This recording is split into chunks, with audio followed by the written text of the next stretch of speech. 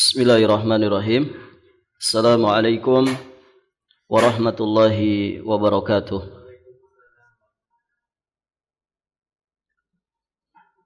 Alhamdulillahilladzi hadana lihadza wa ma kunna linahtadiya laula an hadanallah. Asyhadu an la ilaha illallah wahdahu rabbi la syarikalah wa asyhadu anna Muhammadan abduhu wa rasuluh. Amma ba'd. Allahumma inna nas'aluka ilman nafi'an wa rizqan tayyiban wa amalan mutaqabbala.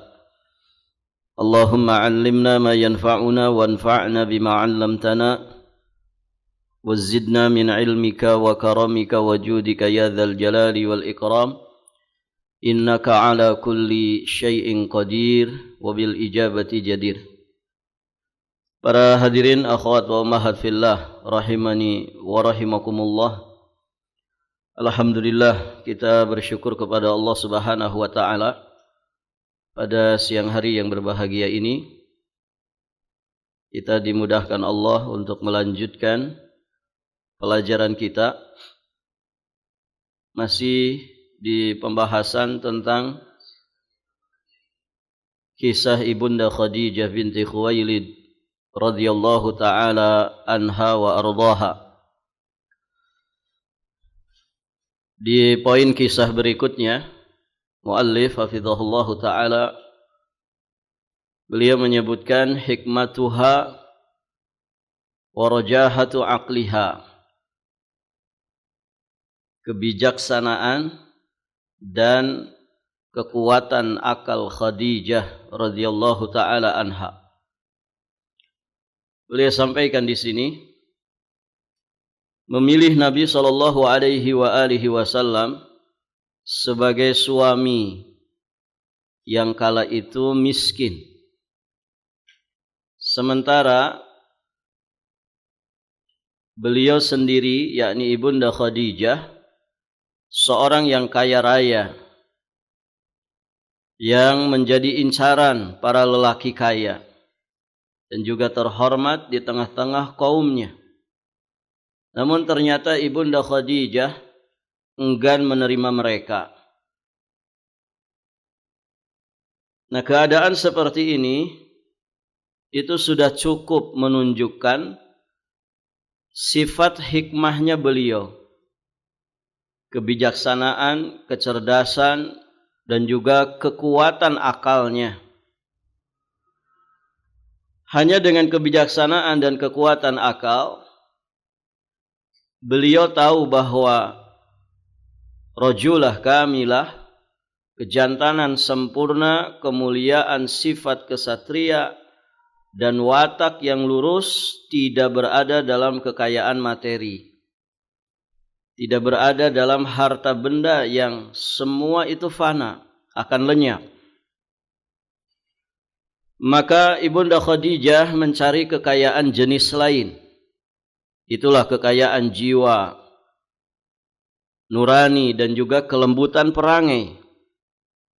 Di mana gerangan beliau bisa menemukan semua itu secara sempurna pada sosok selain Muhammad sallallahu alaihi wasallam. Artinya keistimewaan dari sisi ini itu hanya ada pada sosok Rasulullah Muhammad sallallahu alaihi wasallam. Ini yang sejatinya dicari oleh Ibunda Khadijah. Taib. Meskipun demikian, sebagian referensi menyebutkan bahwa salah satu alasan Khadijah mendekati Nabi sallallahu alaihi wasallam adalah keahlian Nabi di dalam berjual beli, kejujurannya, amanahnya dalam berdagang, atau juga faktor-faktor lain seperti yang didengar oleh Khadijah. Namun kami sampaikan, meski faktor tersebut menjadi salah satu penyebab wanita menginginkan lelaki, terlebih bagi wanita berharta seperti Ibunda Khadijah yang menginginkan seorang laki-laki yang bisa memperdagangkan harta miliknya.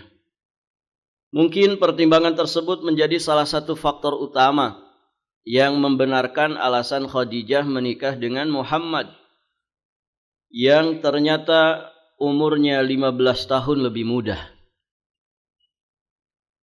Karena beliau kala itu berusia 25 tahun. Sementara Ibunda Khadijah berusia 40 tahun. Terpaut usia 15 tahun. Terlebih kala itu beliau juga minim harta, tidak memiliki kedudukan dan juga kepemimpinan. Namun Ibunda Khadijah menemukan sesuatu di balik kejujuran, amanah, keahlian dalam berdagang, dan juga nasab terhormat yang membenarkan alasannya menikahi Muhammad sallallahu alaihi wasallam di hadapan kaumnya. Hanya saja saat mencari tahu faktor hakiki pernikahan sang wanita yang sudah menginjak usia 40 tahun ini dengan Muhammad sallallahu alaihi wasallam. Artinya usia kematangan akal kedewasaan. Beliau ini bukan lagi sebagai gadis dungu ataupun wanita tua yang sudah lapuk. Maka faktor hakiki pendorong pernikahan ini adalah upaya Ibunda Khadijah di mana beliau mencari ar-rajulah al-kamilah, kejantanan yang sempurna, yang kemudian mencakup di dalamnya min khuluqin wa muru'atin wa fututin wa itharin, yakni mencakup di dalamnya akhlak, sifat kesatria, kekuatan masa muda, ithar, ya, sikap mendahulukan atau mementingkan orang lain, sikap mengalah, dan juga sifat-sifat mulia yang lainnya.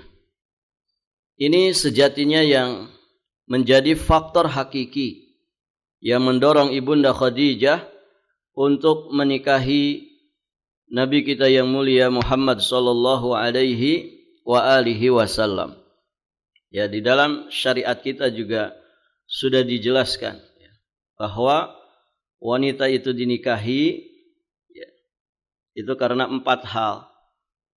Yang pertama, li jamaliha, ya, karena kecantikannya, wali hasabiha, karena kedudukannya, wali nasabiha, karena nasabnya, kemudian wali maliha, ya, karena hartanya, dan juga karena agamanya. Nah, agama ini mencakup di dalamnya berarti akhlak, kepribadian, bagaimana karakter ya dari pasangan yang akan dinikahi tersebut. Taib. Dan di dalam syariat kita sudah dijelaskan, fadfar bidzatid din taribat yadak. Fadfar bidzatid din taribat yadak. Pilihlah yang memiliki agama, pilihlah yang memiliki akhlak, maka tanganmu tidak akan berdebu. Maksudnya engkau tidak akan merugi. Barakallahu fikum.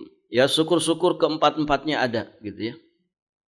Ya good looking, ya good reckoning, ya semuanya serba good begitu. Sudah soleh, ganteng begitu kan. Barakallahu fikum. Berharta, kemudian juga dari keturunan bangsawan. Namun jika hal itu tidak terkumpul, maka pilih yang punya agama, pilih yang punya akhlak, pilih yang punya kepribadian yang baik. Ya, seperti sifat-sifat yang tadi disebutkan, punya sifat ithar, sikap mengalah, mementingkan orang lain, kemudian sifat-sifat karim, ya, sifat-sifat yang mulia, ya, ada kekuatan masa mudanya, punya sifat kesatria.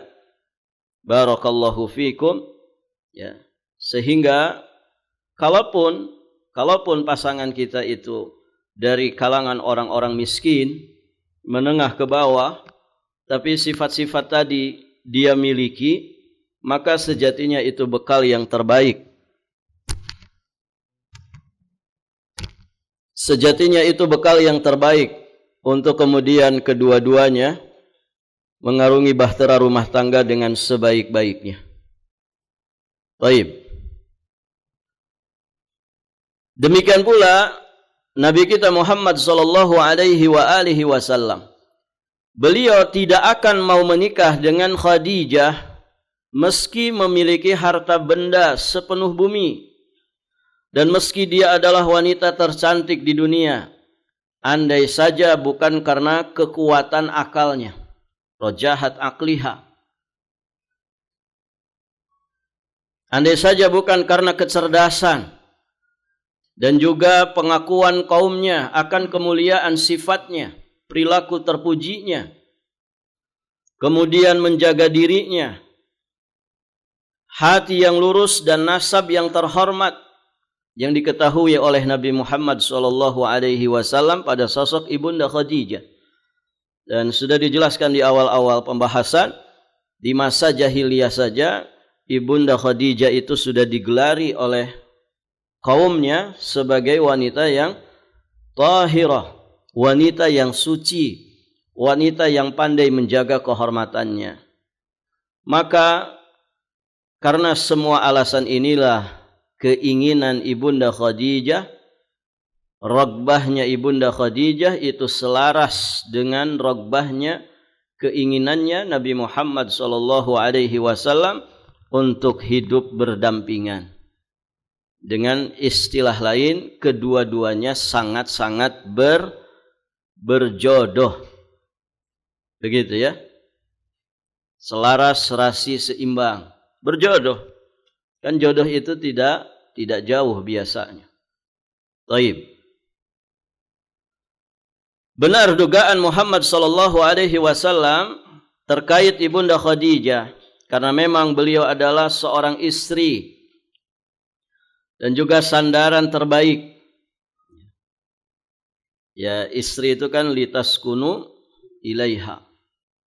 Ya, menjadi sabab untuk seorang suami itu mendapatkan sakinah, mendapatkan ketenangan dalam hidupnya. Nah, ini benar-benar ada pada Ibunda Khadijah. Beliau seorang istri dan juga seorang yang menjadi sandaran terbaik. Kekuatan akal dan kecerdasannya mendorong untuk beriman kepada apa yang disampaikan oleh Nabi Muhammad SAW. Mendorong beliau untuk mengikuti segala perilaku, keimanan dan juga ketaatan. Jadi intinya Ibunda Khadijah ini wanita yang spesial untuk Nabi Muhammad sallallahu alaihi wasallam sebagai manusia terbaik di muka bumi ini. Suatu ketika Nabi sallallahu alaihi wasallam pulang ke rumah Khadijah setelah diajari Jibril tata cara sholat. Beliau kemudian menyampaikan hal itu kepada Khadijah. Maka Khadijah pun berkata, "Arini kaifa araka." Ajarkan kepadaku tata cara sholat. Tampakkan kepadaku apa yang engkau lihat. Maksudnya, "Alimni kaifa 'allamaka Jibril as-shalah." Ajarkan kepadaku tentang salat sebagaimana Jibril mengajarimu tentang salat. Maka Nabi SAW kemudian beliau mengajarkan salat kepada Ibunda Khadijah. Khadijah berwudu seperti wudunya Nabi, kemudian juga salat bersama Nabi SAW, dan disitulah kemudian beliau berkata, apa yang beliau sampaikan? Asyhadu annaka Rasulullah. Asyhadu annaka Rasulullah. Aku bersaksi bahwa sesungguhnya engkau benar-benar utusan Allah. Taib. Nah, inilah yang dikisahkan oleh Imam Ibnu Hajar, bahwa inilah riwayat yang paling tegas yang terkait dengan keislaman Ibunda Khadijah. Makanya Ibunda Khadijah termasuk as-sabiqun al-awwalun. Orang-orang yang pertama-tama masuk ke dalam dinul Islam dari kalangan wanita. Ibunda Khadijah. Dan ini satu keistimewaan tersendiri. Beliau orang terdekat Nabi, orang yang pertama-tama masuk ke dalam dinul Islam, pertama-tama beriman kepada Allah Subhanahu wa taala dan Rasul-Nya. Taib. Jadi jelaslah dari sini bagaimana sifat hikmahnya Ibunda Khadijah. Beliau sangat bijaksana sehingga ketika memilih pasangan yang mungkin secara pangkat, jabatan, kedudukan, dan harta, banyak tokoh-tokoh Quraisy yang silih berdatangan kepada Ibunda Khadijah. Namun semuanya tertolak. Ya, semuanya ditolak. Ada hikmah, ada sifat bijaksana pada Ibunda Khadijah. Bahwa bukan sekedar pangkat, jabatan, kedudukan, dan juga harta yang kemudian menjadi patokan inti di dalam melangsungkan pernikahan dan rumah tangga. Namun ada sisi-sisi yang lain yang lebih sangat mendasar dari itu semua. Kalau harta bisa dicari, kan begitu ya. Barakallahu fiikum. Bahkan sekarang ya, kalau misalkan penampilan rada pas-pasan, nanti kalau sudah punya uang kan bisa berubah, begitu kan? Artinya karakter yang mendasar ini yang kemudian menjadi patokan utama yang dicari oleh Ibunda Khadijah. Dan itu ternyata hanya ada pada sosok Muhammad sallallahu alaihi wa alihi wasallam. Baik. Nah, itu sifat hikmahnya. Kemudian juga rajahat aqliha. Bagaimana kecerdasan akalnya, kuatnya akal dari Ibunda Khadijah.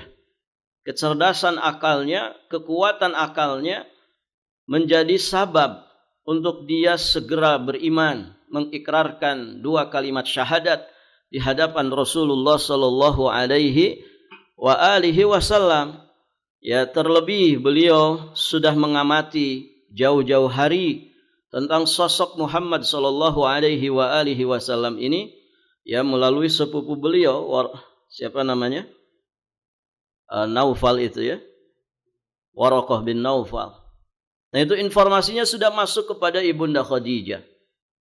Ya, bahkan pernah dimimpikan dan mimpinya kemudian dijelaskan. Ya. Ditambah saat ini sudah satu atap, ya, satu rumah. Dan semakin jelas nampak bahwa sosok suaminya ini bukan orang biasa, bukan orang sembarangan. Namun satu sosok yang akan menjadi cahaya bagi semesta alam ini. Baik. Kemudian poin kisah berikutnya dikatakan di sini, hadza huwa as-sadiqul amin. Dialah as-sadiqul amin. Yang dimaksud adalah Nabi sallallahu alaihi wa alihi wasallam yang saat ini sudah menjadi suami dari Ibunda Khadijah. Beliau itu adalah as-sadiq al-amin, lelaki jujur lagi terpercaya. Ibunda kita Khadijah radhiyallahu taala anha tahu betul akhlak Nabi sallallahu alaihi wasallam. Beliau mendengar segala sifat mulia dan keutamaan beliau yang memenuhi hati dengan rasa senang dan bahagia. Ya, akhlak yang baik itu memang menyenangkan. Kita kalau punya teman akhlaknya baik, maka pasti kita akan betah bersama dengannya, betah dekat-dekat dengannya, kan begitu. Tapi kalau akhlak seseorang itu buruk, maka sulit orang itu akan bersama dengan dirinya. Tidaklah seseorang itu berteman dengan dirinya, melainkan pasti ya akhirnya kemudian akan berpisah. Na'udzubillah. Nah, ini dirasakan oleh Ibunda Khadijah. Segala sifat yang mulia, keutamaan Nabi sallallahu alaihi wasallam memenuhi hati beliau dengan rasa senang dan bahagia. Bahkan bukan itu saja, beliau juga mengetahui kedudukan Muhammad sallallahu alaihi wasallam di tengah-tengah kaumnya. Mereka memberikan beliau julukan As-Sadiqul Amin. Masya Allah. Lelaki jujur lagi terpercaya. Orang kalau punya gelaran seperti ini, maka akan harum namanya sepanjang masa. Kan begitu. Baik, ibu-ibu yang dirahmati Allah. Ya lebih-lebih di masa-masa ini. Di masa akhir zaman.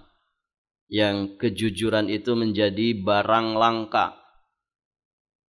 Kejujuran sering dijadikan sebagai musuh yang mengancam dan membahayakan. Maka orang jujur di masa-masa ini sering tersisihkan. Orang jujur di masa ini dianggap ancaman besar. Nasallallahu al-afwa wal-afiyah wassalamah. Inilah Rasulullah sallallahu alaihi wasallam, beliau digelari dengan As-Sadiqul Amin. Mereka biasa meminta bantuan beliau untuk mengatasi persoalan pelik yang terjadi. Jadi isyarat-isyarat kepada nubuwah dan risalah ini sejatinya sudah nampak dari semenjak beliau ada di alam dunia, dari semenjak kelahirannya. Ya semakin hari, ya semakin tahun, semakin dekat kepada diangkatnya beliau sebagai nabi dan rasul, maka semakin banyak isyarat-isyarat yang menunjukkan ke arah situ. Nah, di antaranya beliau biasa dimintai bantuan untuk mengatasi persoalan-persoalan yang pelik yang terjadi di tengah-tengah manusia pada saat itu. Nah, salah satu di antara kisahnya, ini kisah yang masyhur, ibu-ibu yang dirahmati Allah, suatu ketika kaum Quraisy berkumpul untuk merenovasi bangunan Ka'bah. Kala itu Ka'bah nyaris runtuh. Sebagian referensi menyebutkan nyaris runtuhnya itu ada yang mengatakan karena sebab terbakar. Ada juga yang mengatakan karena sebab banjir bandang. Ada dua versi. Ada yang mengatakan karena kebakaran, ada yang mengatakan karena banjir bandang. Nah, ini terjadi 5 tahun sebelum kenabian, menurut pendapat yang rajih. Mau tidak mau kaum Quraisy pun harus merenovasi bangunan Ka'bah tersebut. Dan hadis-hadis sahih mengisyaratkan tentang kejadian ini. Ya, di antaranya di Sahih Al-Bukhari yang diterima dari jalan Ibunda Aisyah radhiyallahu taala anha. Rasulullah sallallahu alaihi wasallam beliau bersabda kepada Ibunda Aisyah, "Alam tarai anna qaumaki lamma banawul Ka'bah iktasaru ala qawaidi Ibrahim." Kata Nabi, tidakkah engkau tahu bahwa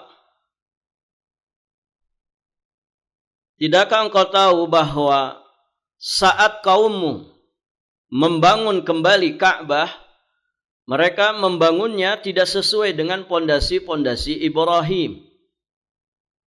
Maka kemudian Ibunda Aisyah menyampaikan, "Ya Rasulullah, tidakkah engkau mengembalikan Ka'bah sesuai pondasi-pondasi Ibrahim?" Maka Nabi kemudian memberikan jawaban, "Laula hadzanu qaumika la fa'altu."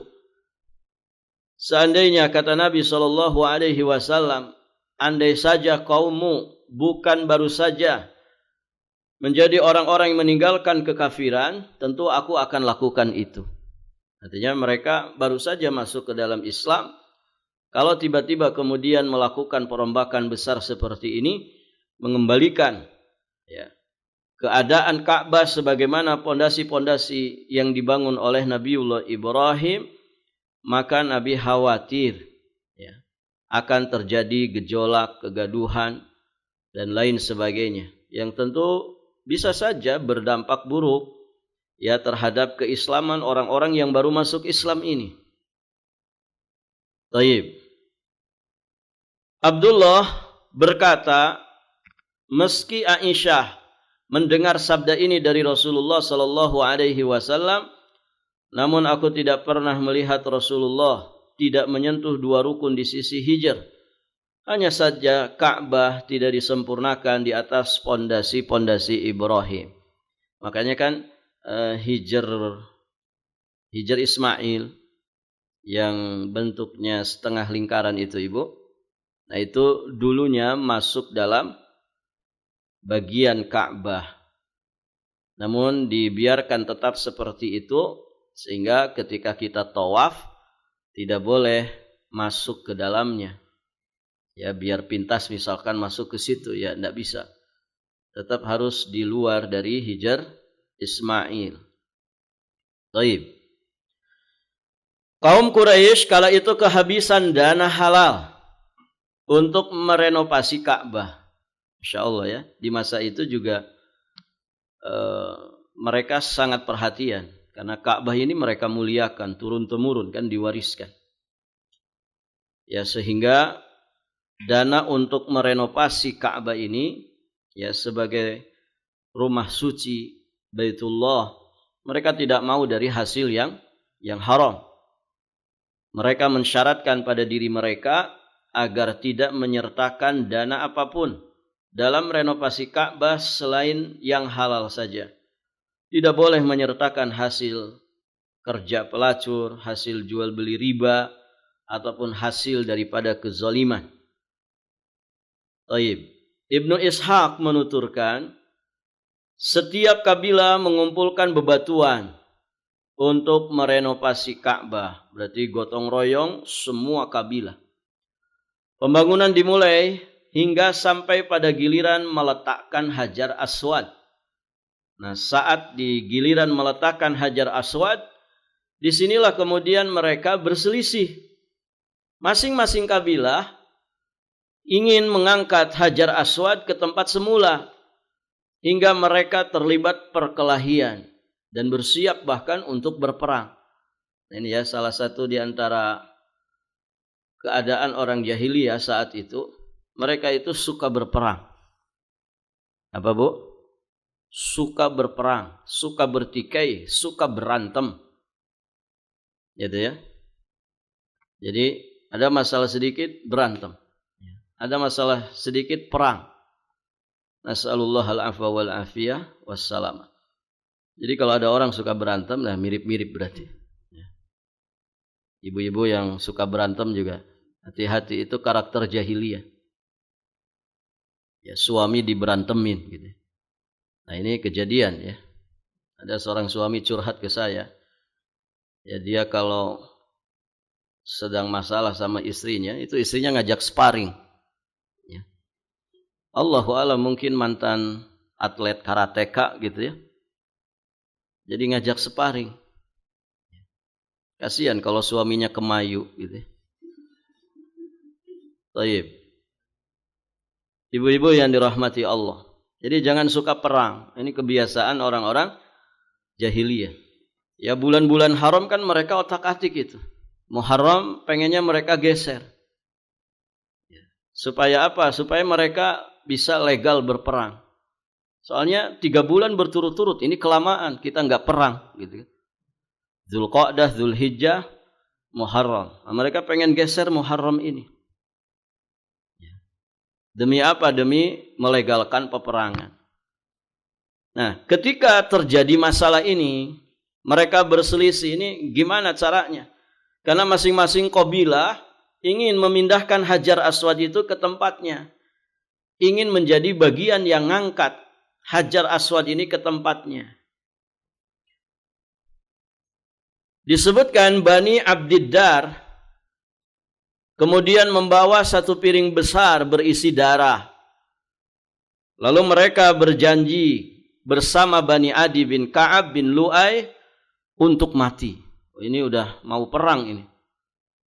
Mereka mencelupkan tangan ke dalam darah yang ada di dalam piring besar itu. Dan mereka menyebutnya dengan laqatud dam. Laqah. Ya, laqatud dam maksudnya menjilat darah. Situasi ini terus berlangsung selama 4 atau 5 malam.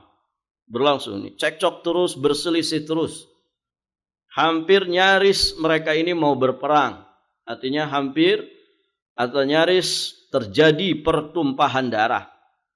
Di antara mereka ada orang-orang yang bijak. Akhirnya mereka berkumpul bersama dengan para pemuka kaum masjid untuk bermusyawarah.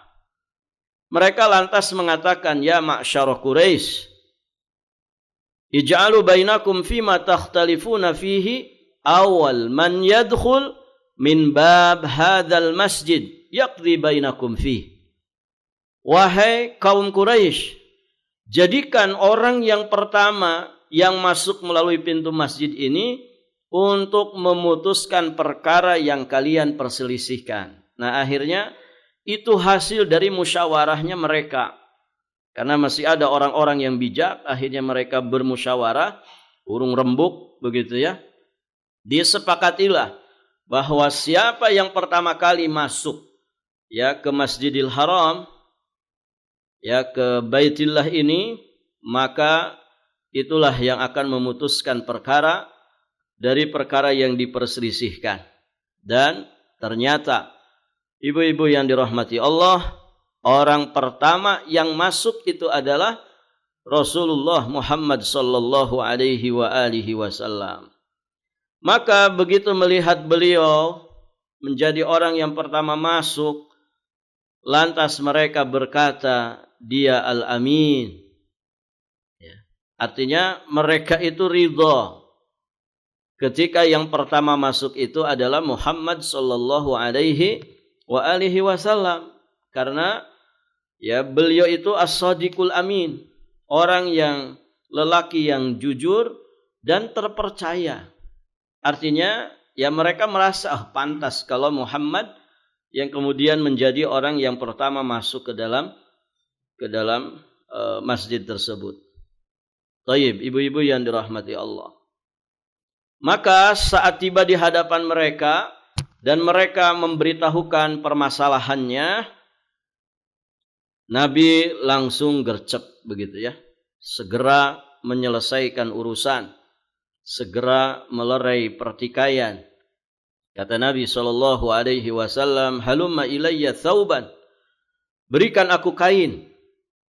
Maka beliau lalu meletakkannya dengan tangan beliau, mengambil Hajar Aswad, kemudian beliau letakkan dengan tangannya di atas kain tersebut. Setelah itu beliau berkata, hendaklah setiap kabilah memegang ujung kain ini, lalu angkatlah bersama-sama. Nah, ini Masya Allah, ini pemutusan perkara, penyelesaian permasalahan, pertikaian dan perselisihan yang sangat-sangat bijaksana. Sehingga semuanya dilibatkan, semuanya terlibat. Kabilah-kabilah yang berselisih ini ternyata semuanya terlibat. Mereka semua mengangkat Hajar Aswad ini yang sudah Nabi letakkan di atas kain.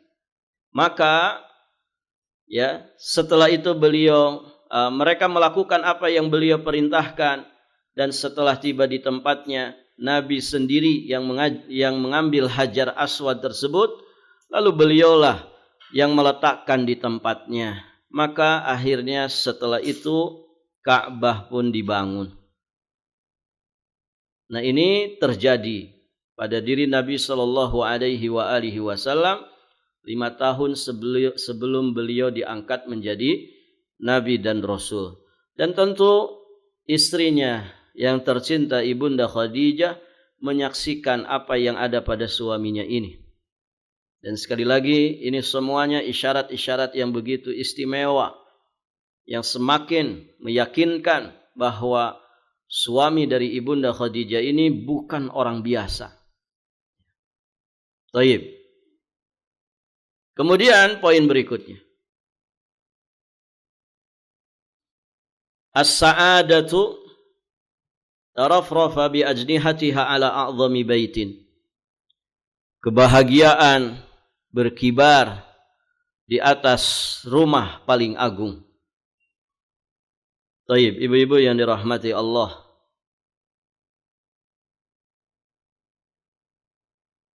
Kebahagiaan berkibar di atas rumah Khadijah karena beliau mendapati Al-Amin Muhammad sallallahu alaihi wasallam sebagai suami terbaik, lembut dalam bergaul, sempurna kasih sayangnya. Akhlak beliau itu muncul dari fitrah beliau, dari nasab yang selaras dan juga menyatu. Jadi istimewanya Nabi itu dari semua sisi. Tidak ada satupun celah yang menjadikan Nabi itu punya aib, punya cacat. Mau dari sisi yang mana? Tidak ada. Kalau urusan harta, beliau miskin tapi tidak minta-minta, kan begitu. Saat dinikahi Ibunda Khadijah, menikah dengan Ibunda Khadijah, memang saat itu beliau bukan siapa-siapa dari sisi harta. Begitu. Namun ada yang lebih berharga dari harta. Apa itu? Kejujuran dan keahlian beliau di dalam berdagang. Amanahnya beliau di dalam berdagang. Nah, ini yang sejatinya lebih berharga daripada nilai harta. Maka ini disaksikan oleh Ibunda Khadijah.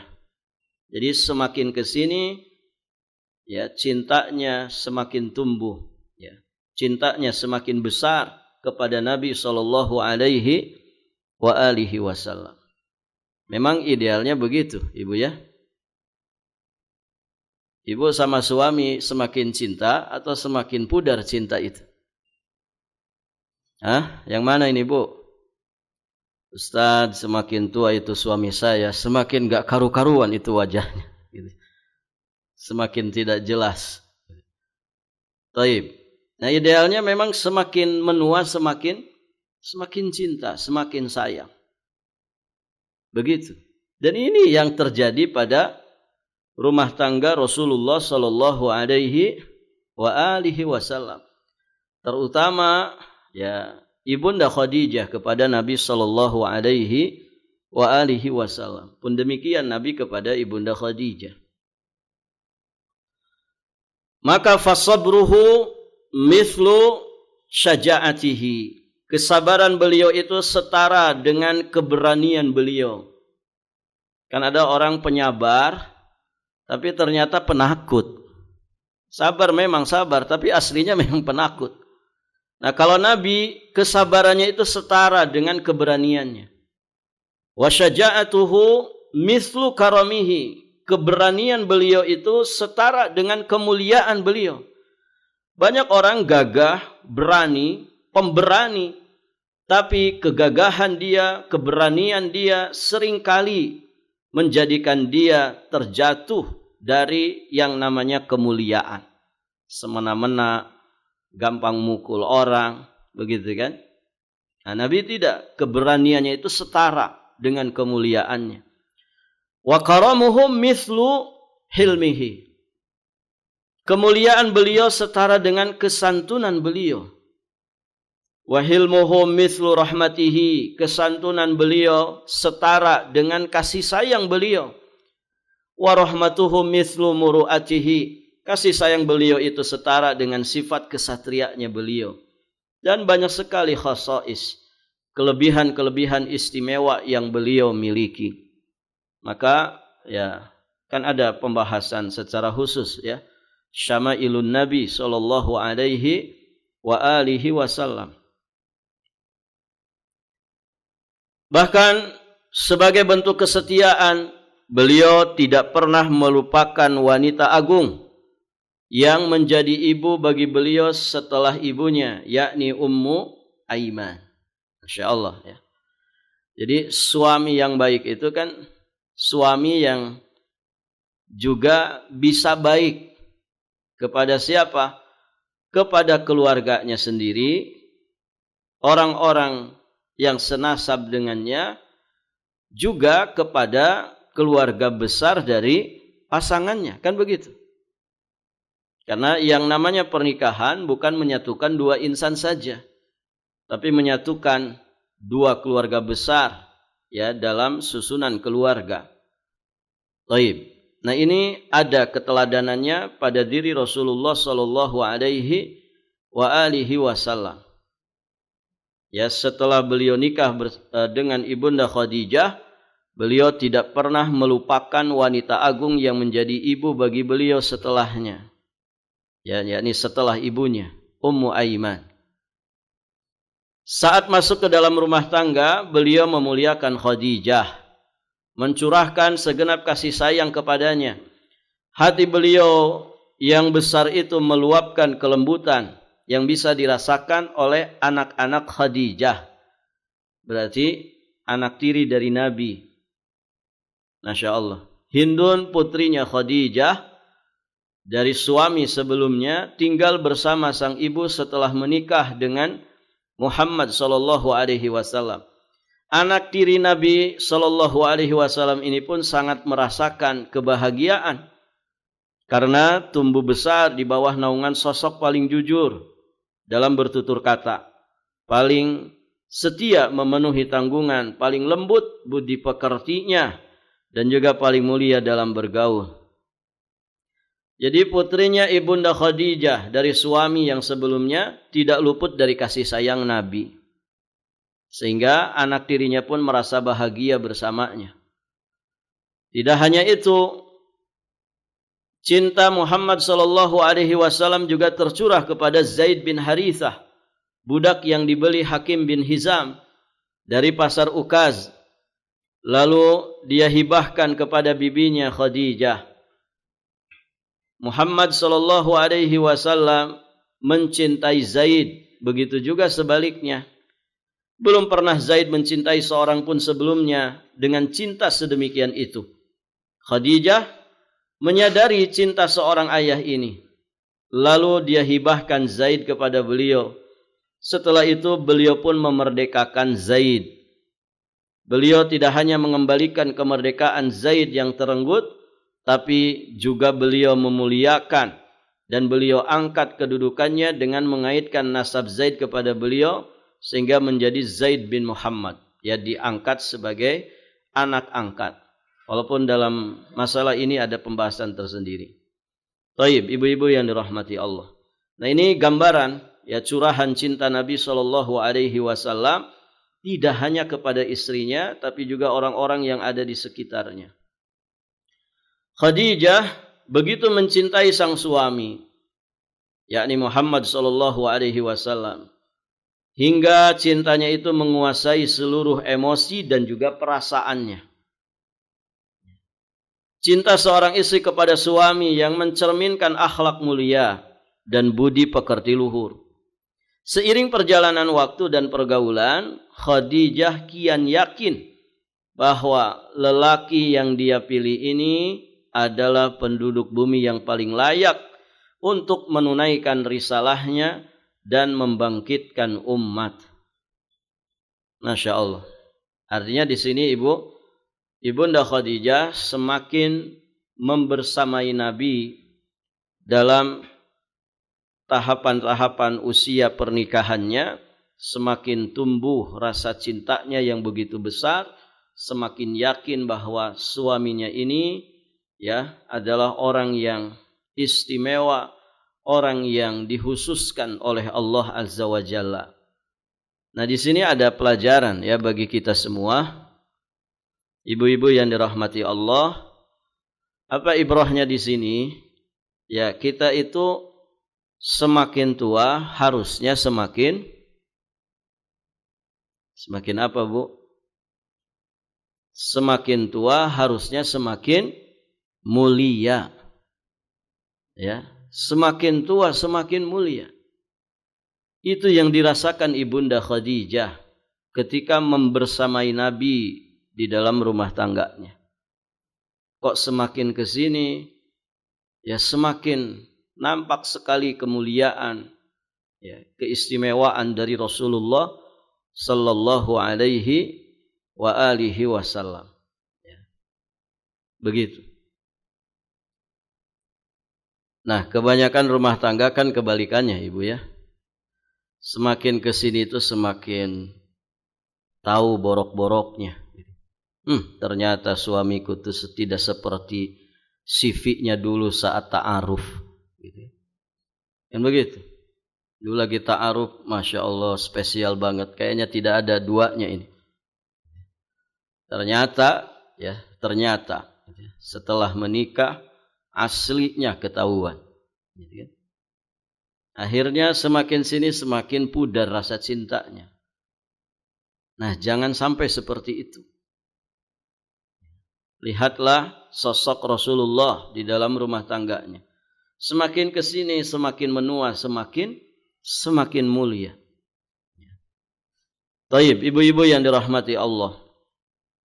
Khadijah pun mempersiapkan seluruh kenyamanan dan kenikmatan untuk Rasulullah sallallahu alaihi wa alihi wasallam. Kala beliau menunjuk sesuatu, Khadijah memenuhi keinginan beliau dengan jiwa yang berbinar, senang, rela hati dan murah tangan. Ya, beliau kan seorang yang kaya raya. Khadijah sama sekali tidak pelit dengan harta yang dia miliki. Dia murah hati dengan emosi, perasaan dan juga harta bendanya. Bahkan dia juga mencintai orang yang dicintai suaminya. Khadijah begitu memuliakan orang yang dicintai suaminya. Sikap mulia yang memenuhi jiwa dengan kerelaan dan kesenangan. Masya Allah. Ya, orang itu kalau sudah saking cinta kan begitu, ibu ya. Apalagi yang dicintainya ini memang Allah perintahkan untuk mencintainya. Di atas siapapun. Setelah Allah Azza wa Jalla.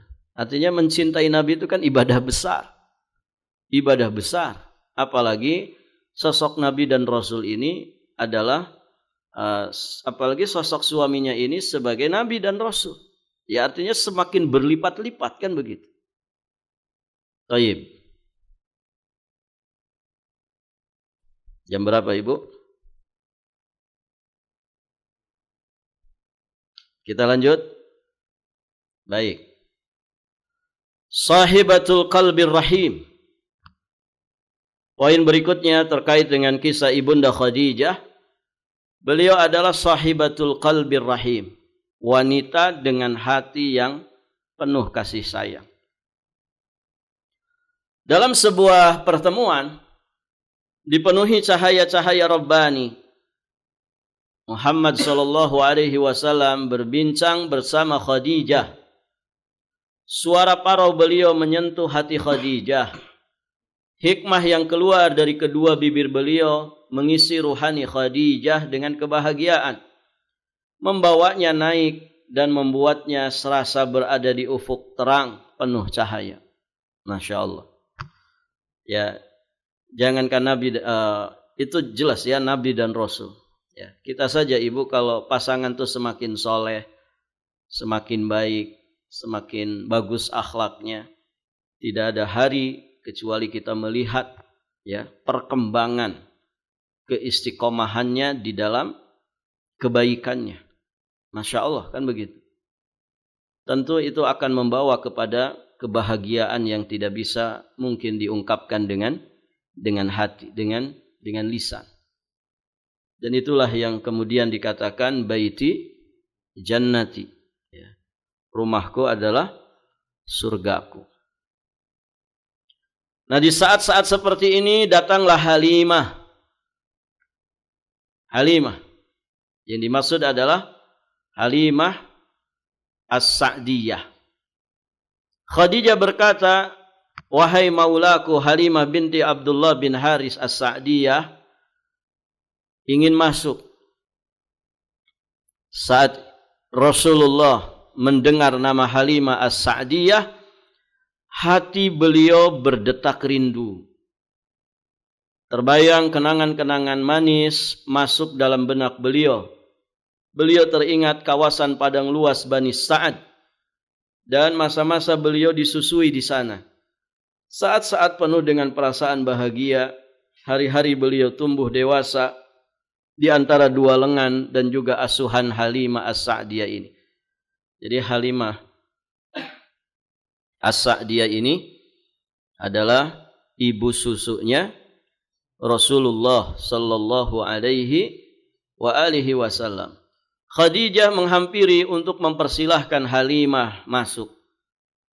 Cerita beliau tentang Halimah adalah cerita yang meneteskan cinta, kasih sayang, kehangatan dan juga kemuliaan.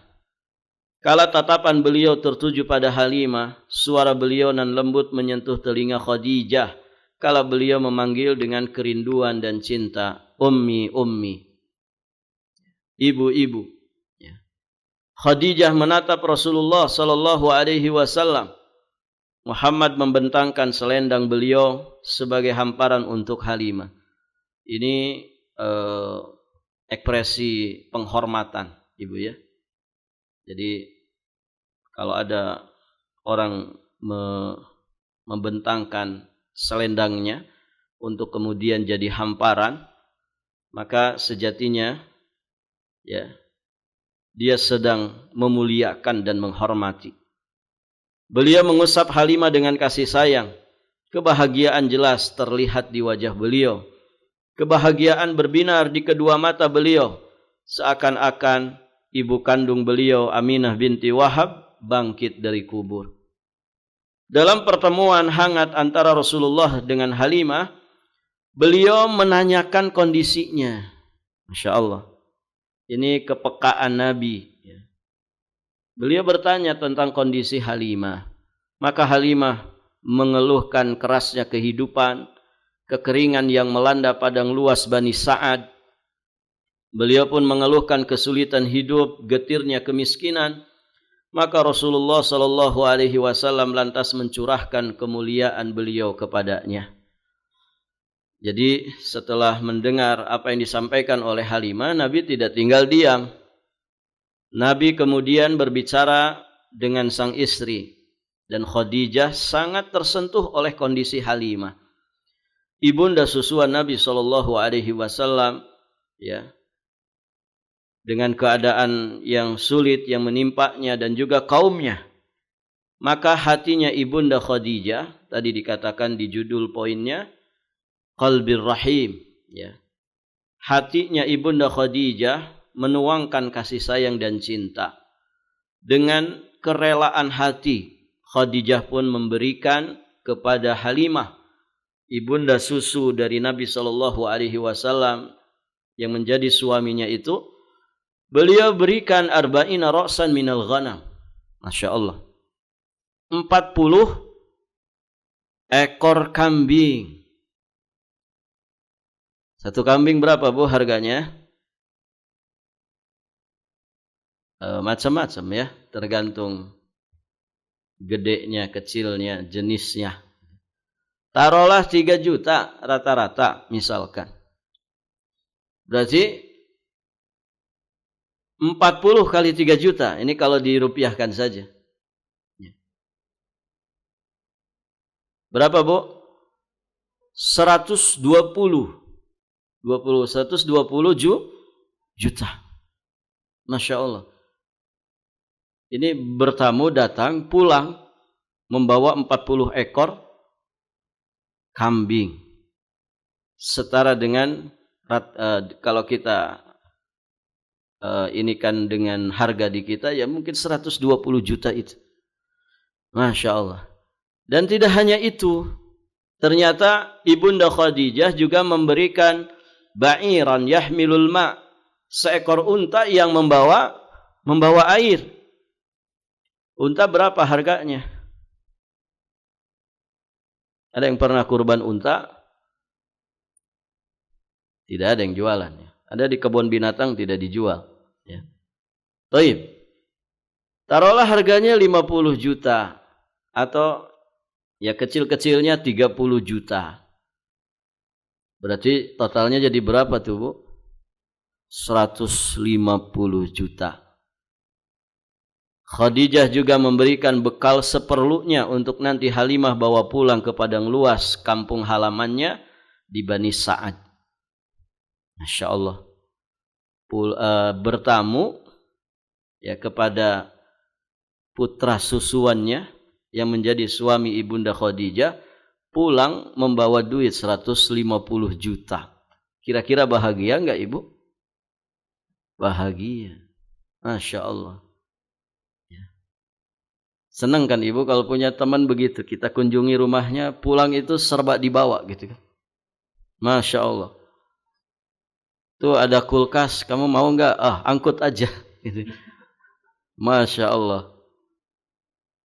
Ibu, ini kedermawanan Ibunda Khadijah. Ada yang pernah infak segede itu, Bu? 150 juta. Ngasih hadiah 150 juta. Duitnya saja tidak ada. Gitu. Barakallahu fikum. Ini kedermawanan yang luar biasa. Dan ini sekali lagi menunjukkan bahwa selain Ibunda Khadijah itu dermawan, memang kaya raya. Gitu ya. Kalau duit ibu ratusan miliar, 150 juta itu gede apa kecil? Kecil aja, recehan itu. Gitu ya. Kalau duit kita ratusan miliar. Taib, ibu-ibu yang dirahmati Allah. Nah, begitulah Khadijah. Beliau selalu siap untuk memberikan segenap harta benda demi menyenangkan sang suami. Masya Allah Ibu ya, kalau punya istri model Ibunda Khadijah ini. Kira-kira ada enggak Ibu? Tolong kasih informasi. Beliau berterima kasih atas kemurahan hatinya. Setelah itu beliau berlalu untuk menyerahkan pemberian Khadijah kepada ibu susuan beliau. Dan tentu ya, kebahagiaan pasti akan dirasakan oleh Halimah As-Sa'diyah. Dan kebahagiaan itu tentu tidak hanya sekedar kebahagiaan, tapi mungkin juga teriring doa yang sangat luar biasa untuk siapapun yang telah berbuat baik kepada dirinya. Barakallahu fikum. Ibu-ibu yang dirahmati Allah, sudah 1 jam ya. Kita cukupkan saja sampai di sini. Kalau kelamaan nanti ibu-ibu ngantuk ya. Kayak didongengin. Nanti masih ada poin-poin berikutnya. Masih panjang ya. Kisah tentang Ibunda Khadijah ini bahkan mungkin yang paling panjang di antara kisah-kisah sahabiat yang lainnya. Nanti kita akan bahas Firiha Bidzurriyah Al-Mubarakah. Benih cinta yang diberkahi. Nanti akan dijelaskan bagaimana Ibunda Khadijah hamil, kemudian nanti melahirkan keturunan ya dari keturunan Rasulullah sallallahu alaihi wasallam. Ada 6 putra-putri Nabi dari rahimnya Ibunda Khadijah. Insyaallah kita lanjutkan di kesempatan berikutnya, saksikan di episode berikutnya. Kita akhiri dengan doa kafaratul majlis. Tolong kasih tanda kitabnya. Sampai halaman berapa di situ? 53 ya. Baik. Kita tutup dengan doa kafarah majlis. Subhanakallahumma bihamdik asyhadu an la ilaha illa anta astaghfiruka wa atubu ilaik. Wassalamualaikum warahmatullahi wabarakatuh.